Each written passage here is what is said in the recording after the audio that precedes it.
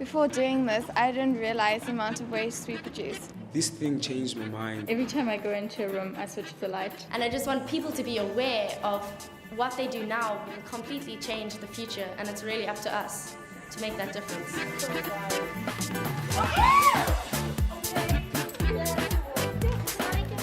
The Green Audit Toolkit and Green Audit Project was a way that we could get young people and enable young people with the skills to take inventory and take stock of what they were doing at school and what they use at school in terms of biodiversity, energy, water and waste. How much are they using? How much are they wasting? Are they wasteful? Being in a school like Bishop's with all the privileges and facilities that we do have, it's scary to see all the waste that has occurred due to the boys' frame of mind and how they think. And this audit has really opened our eyes to see what we can do to stop this waste. We use a lot of power. So I wanted to give them something, a type of resource that they could rely on, that was reliable, that was accurate, and from which they could grab a lot of information. It took us about 8 months to actually develop the toolkits. Taking out all the technical jargon and making it, easily accessible. No, it wasn't that difficult because we knew what we were going to do, and we had some practical things.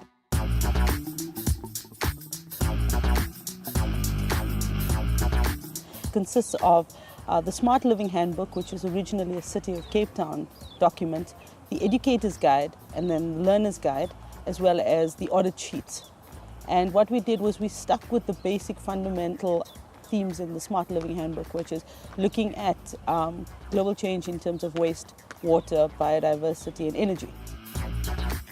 Now we sorting these, the recyclable things and the non-recyclable things. We're trying to reduce waste. We're the biodiversity group. The trees help us to breathe, they get extra oxygen from them. In the staff room, there's a big urn. They have to put a lot of water, but somebody wants us 1 cup of coffee. So there's waste of energy there. We find out how much water we actually use and how we need to save it more. These are the same 4 themes that schools are being asked to address in terms of the school curriculum. So it complemented the curriculum very nicely. The best part is meeting other people.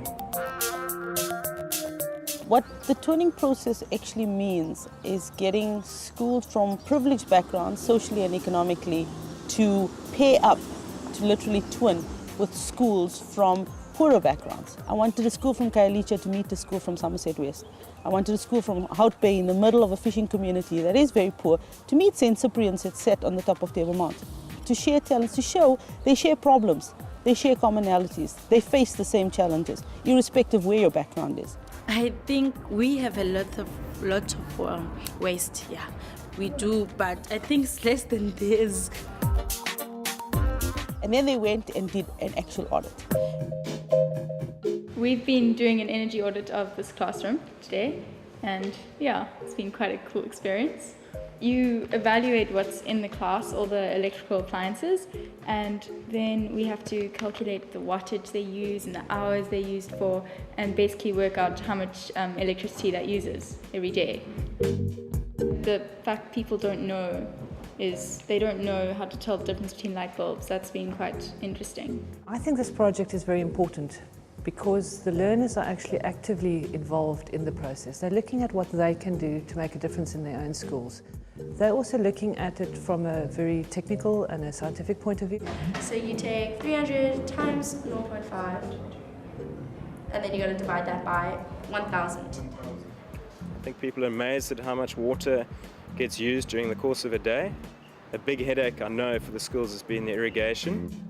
Irrigation was the only problem that we encountered, but we know it's one of the biggest problems just because we've got really lovely gardens and we're known for that, so we got to maintain them. Because we find out that information, we can look at it and see how we need to save it. Part of the actual methodology of the audit has been to literally climb into the bins, empty them out. The current recycling that we're doing is 31% that is only being recycled, and there's 70% that can be recycled, and just the things that we can do, it's just amazing. Once this data is complete. They then put together a sustainability plan. Now what a sustainability plan means is they need to say, how are we going to cut our electricity? By 10%, 15%, 20%. Where are we going to save money? We're converting our efforts into rands and cents, because in the current economic climax, that's what matters, rands and cents. They need to develop both a plan and a budget and show us where they're going to make a saving. The school with the most sustainable or the most implementable plan will then win what we call a complete retrofit, where we will then go in and say, right, let's implement your sustainability plans.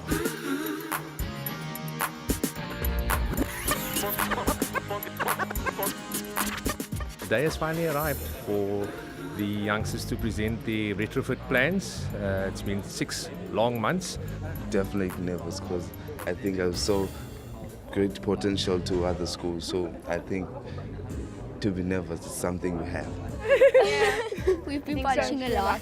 Almost every day after school. It's been like a lot of pressure. Yes, I am ready. Well, what's going to happen now is that the schools are going to present both what they found, a bit about the project, and also their plan for the future. Good morning and welcome, everybody.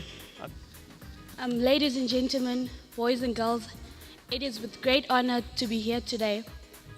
There's a panel of judges there who are going to judge which schools really have done the best, if you like, from all the schools. But we basically have funders in the hall as well who are going to be able to decide whether or not the project should go forward and should be supported and should be funded. This is like the goal that we've been working for, and if it doesn't happen, it'll be quite sad. But yeah, we have it will happen. That's it. I'm going to tell you a little story about my school. It has 17 teachers, 500 learners and 15 classrooms. And it's situated in a small area with no lawns and no gardens.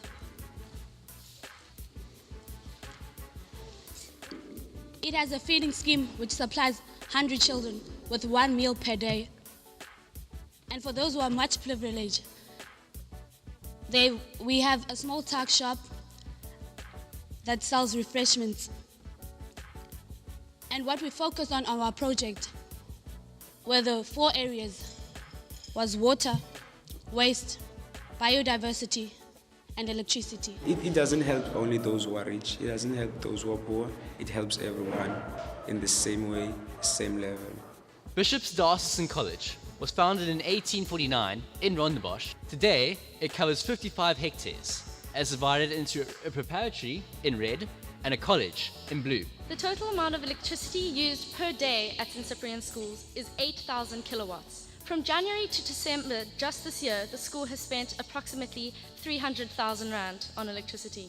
I think the most striking thing about the other presentations was how many things that we didn't think of in our audits and how many areas which they focused on and how in-depth their focuses were, and just that we didn't see at the beginning. So it's just amazing to see how different people think differently and how other schools dealt with the audit. In our school, we started a small food garden so that we can provide it for feeding scheme children. On behalf of the LIP School students and the Train Audit team from LIP School, I would say for me this was a wonderful lifetime experience. It's recorded in my books. The bigger picture is to not think about today, but to think about tomorrow and our future. At the end of the day, it is really just impossible to choose one winner because all the schools and all the learners from the different schools had really worked so hard. So what we've decided to do is that jointly they'll all be going on a trip together out to Robben Island, going up to the wind farm, going out to the landfill site, going to the water treatment plant so that they can get a better understanding of the bigger picture and how that impacts back on their school. And then in addition to that, they'll be getting funding also to implement the retrofitting of the plans that they've put together. It's such a great honor. Yeah, we're very excited. Aren't we guys? Yeah! For me, it's like I can't believe what I've heard today, like I said, and the amazing amount of work that the kids put in. And I think the fact that they said it was a life-changing experience made me realize that we have to take it forward. And when we roll it out to other schools, we have to always go back to those the schools that's been part of the pilot phase of the project. So it's actually the beginning of an amazing kind of program for the future. So much.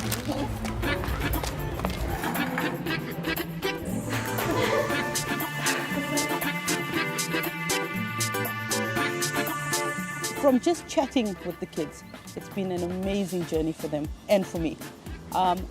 Kids that were environmentally savvy, so they belong to environmental clubs. They had some inkling of the importance of the planet and the environment and how we treat it and how we respect it. But now they seem to be equipped with what they can do. I'm so much more aware when lights are left on, and just to see how much little things you could do every day could save so much in the end. Same here. I've learned that opening a fridge, you actually use quite a lot of power just opening it, so learn to keep the door closed. Well, one of the biggest challenges we have at the moment is global warming. And if we can get to the kids and show them what's important to look at in the world around them, they can help educate their parents and all the people around them. When it comes from the young, and the message is brought every day to them from the children, then there must be a time when they will see the sense in it. So my dream is that we learn to respect the planet, we take environmental issues seriously, and we use the limited resources that the planet gives us sustainably. Because if there's no planet, there is no human beings. And that's the bottom line.